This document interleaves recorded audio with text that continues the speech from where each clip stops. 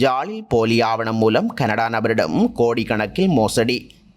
பல்கலைக்கழகத்திற்கு தகுதி பெற்றுள்ள மாணவர்களின் எண்ணிக்கை அதிகரிப்பு. அதிபர் ரணிலின் உத்தரவை உதாசீனப்படுத்தும் அரசு அதிகாரிகள். உக்ரைன் களமுனைகளில் மஹிந்தவின் முன்னாள் பாதுகாவலர்.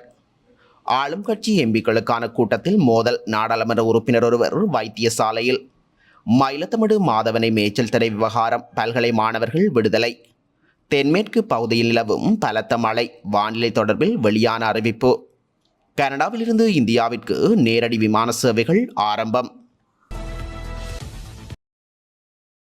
யாழ்ப்பாணத்தில் போலி ஆவணங்களை உருவாக்கி மருத்துவர் என அறிமுகப்படுத்தி கனடாவில் உள்ள ஒருவரிடம் 1,42,00,000 ரூபாய் மோசடி செய்த குற்றச்சாட்டில் நபர் ஒருவர் கைது செய்யப்பட்டுள்ளார்.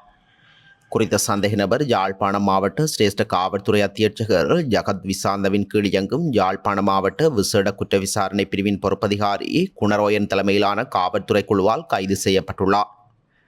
இதன்போது கைது செய்யப்பட்டவர் யாழ்ப்பாணம் சுன்னாகத்தைச் சேர்ந்த 29 வயதுடையவர் என தெரிவிக்கப்படுகின்றது. இதனை அடுத்து சந்தேக நபரிடமிருந்து அதிசொகுசு கார் ஒன்றும் 15 பவுண்ட் நகைகளும் 5 லட்சம் ரூபாய் பணமும் 5 கைபேசிகளும் கைப்பற்றப்பட்டுள்ளன. சம்பவம் தொடர்பில் தெரிய வருகையில் குறித்த நபர் தான் ஒரு மருத்துவர் என்பதற்குரிய போலி ஆவணங்களையும் அடையாள அட்டையையும் உருவாக்கியுள்ளார். அவற்றைக் கொண்டே அவர் மோசடிகளை ஏற்றுக்கொண்டுள்ளார். கனடாவில் உள்ள ஒருவருடன் தொடர்பை ஏற்படுத்தி கொண்டுள்ள இவர் மருத்துவ மேற்படிப்புக்காக புலமை பரிசில் கிடைத்துள்ளது என்றும் இதனால் வெளிநாடு செல்ல உள்ளேன் என்றும் கதைவிட்டுள்ளார். யாழ்ப்பாணம் நகர பகுதியில் காணி ஒன்று தனக்கு உள்ளது என்று தெரிவித்து அதற்குரிய ஆவணங்களையும் அனுப்பியதுடன் அதை 1,42,00,000 விலை பேசியிருக்கின்றார்.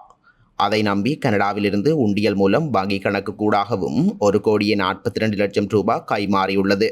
பின்னர் இவர் அனுப்பிய காணி ஆவணங்கள் போலியானவை என்பதை அறிந்து கொண்டு கனடா தரப்பு இது தொடர்பாக யாழ்ப்பாணம் காவல் நிலையத்தில் முறைப்பாடு செய்தது. இதனையடுத்து யாழ்ப்பாணம் மாவட்ட சிரேஷ்ட போலீஸ் அத்தியட்சகர் ஜகத் விசாந்தவின் கீழ் இயங்கும் யாழ்ப்பாணம் மாவட்ட விசேட குற்ற விசாரணை பிரிவின் பொறுப்பதிகாரி குணரோஜன் தலைமையிலான காவல்துறை குழு விசாரணைகளை ஆரம்பித்திருந்தது.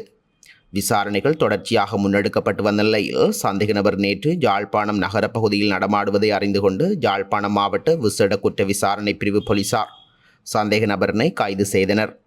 சந்தேக நபர் சுமார் 1.5 கோடி ரூபாய்க்கு மேல் பெறுமதியான அதிசொகுசு காருடன் கைது செய்யப்பட்டார்.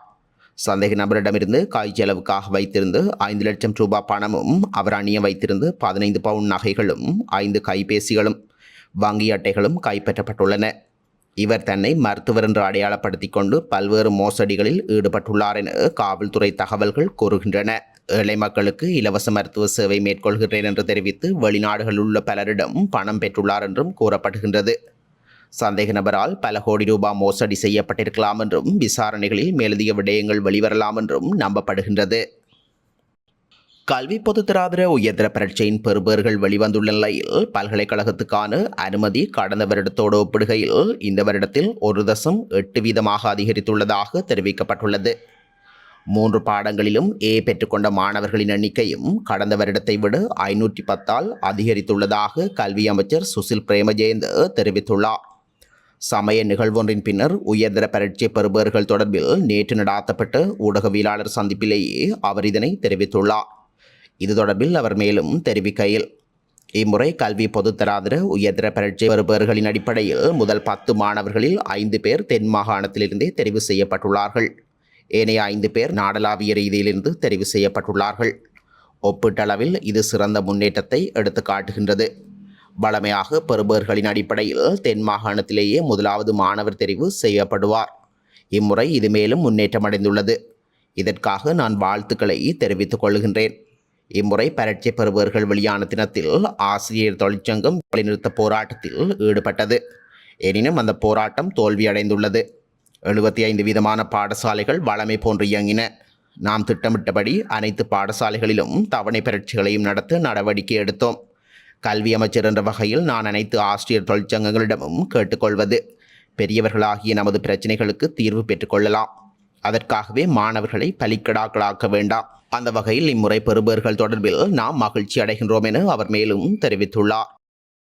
வவுனியா மக்களுக்காக காடுகளை விடுவிப்பு செய்யுமாறு அதிபர் ரணில் விக்ரமசிங்க தெரிவித்த போதிலும் அதிபரின் உத்தரவை சில அரசு அதிகாரிகள் உதாசீனப்படுத்துவதாக வவுனியா அபிவிருத்தி குழு தலைவரும் நாடாளுமன்ற உறுப்பினருமான கூத்திலீபன் குற்றம் சாட்டியுள்ளார்.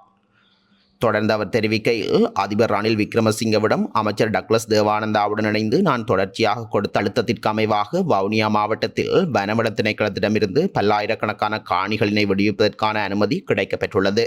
ஆனால் அதிபரின் வேலை திட்டத்தினை மதிக்காமல் செயற்படும் சில அரசு அதிகாரிகள் மற்றும் உத்தியோகத்தர்கள் மக்களுக்கான இந்த விடயத்தில் கீழ்மட்ட அரசு உத்தியோகத்தர்கள் மீது மறைமுக அழுத்தத்தினை பிரயோகிப்பது வேதனையான விடயமாகும். குறிப்பாக இந்த ஊடக சந்திப்பினை மேற்கொண்டதன் நோக்கமானது இவ்விடயத்தினை கிராம சேவையாளர்களிடமும் தெரியப்படுத்துவதற்காகவே.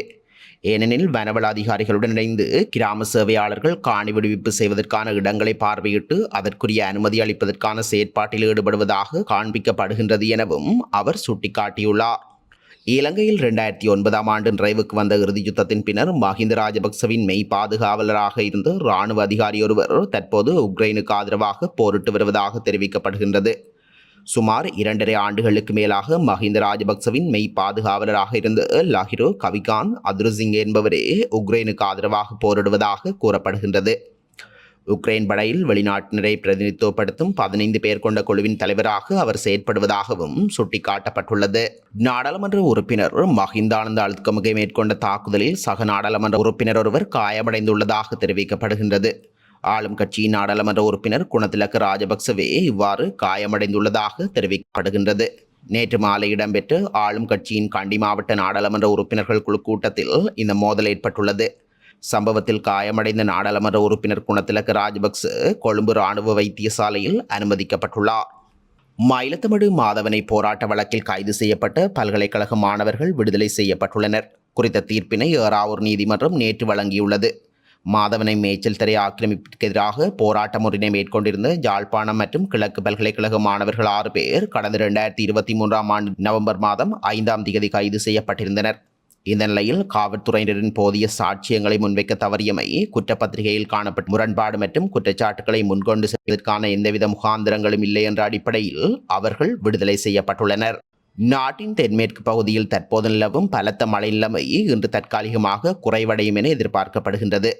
மேல் சப்ரகமுவ, மத்திய மற்றும் தென் மற்றும் வடமேல் மாகாணங்களில் அவ்வப்போது மழையோ அல்லது இடியுடன் கூடிய மழையோ பெய்யக்கூடிய சாத்தியம் காணப்படுவதாகவும் அறிவிக்கப்பட்டுள்ளது. கனடாவிலிருந்து இந்தியாவிற்கு நேரடி விமான சேவைகளை தொடங்க உள்ளதாக கனேடிய விமான சேவை நிறுவனம் ஏர் கனடா அறிவித்துள்ளது.